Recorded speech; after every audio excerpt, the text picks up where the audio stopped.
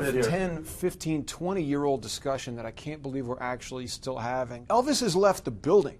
We don't have the money to cover all these bases. It either goes to the taxpayers or the pensioners get screwed. One or the other. The governor made his choice. He made the politically expedient choice, and somebody was going to have to lose anyway. He made his choice. What we've got to do is figure out who's going to lose going down the road, because the can's going to continue to get kicked down the road. Nothing's changing in the paradigm here. The dynamic remains the same. Who's the next governor? Who gets to make the decision next time? Nothing's changing here. We keep having this left and right discussion, and nothing changes. That's almost what the Supreme Court said. How screwed are the pensioners going to be on this thing? I mean, they're going to end up getting screwed. Are they never going to get their pensions? No, or are they going to get half down the line? I think it's going to be a balance. It's going to be, they're going to strike a balance between the taxpayers and the pensioners. They have a right to get what they were entitled to, based both on their original contracts and Article 78.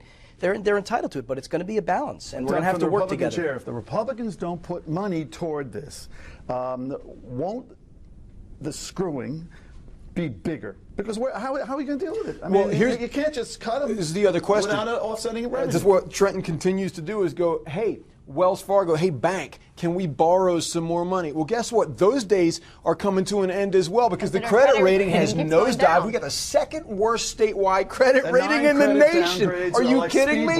No one's going to loan. Even the Chinese aren't going to loan us money anymore. And to my colleague's point, 6 years to correct what's been going on, to your point, for 20 or 30 years is almost impossible. And he's stabilized the ship. We're going forward, and we've got to continue to get through recovery here. Let me ask Mark on this thing. Mark, do you see a timetable here?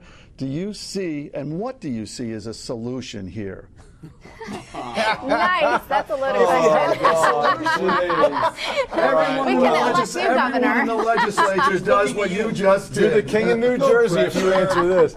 I honestly don't know quite what the long-term solution is. I don't. It must be a need for balance. The question is, what is balance? That's the whole point of this debate. What is a compromise? Who can compromise? Will anyone ever compromise? But isn't that what they reached in 2011, and now we're right back where we were?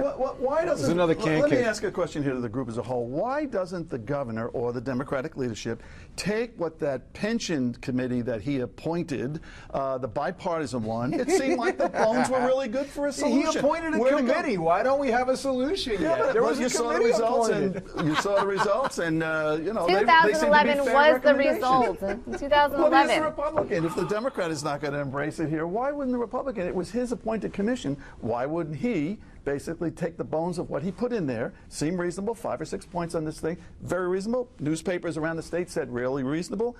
Why isn't he acting on it? I think he has acted on it. I think he's put the 2% cap in. I think he's worked with the legislature to do that.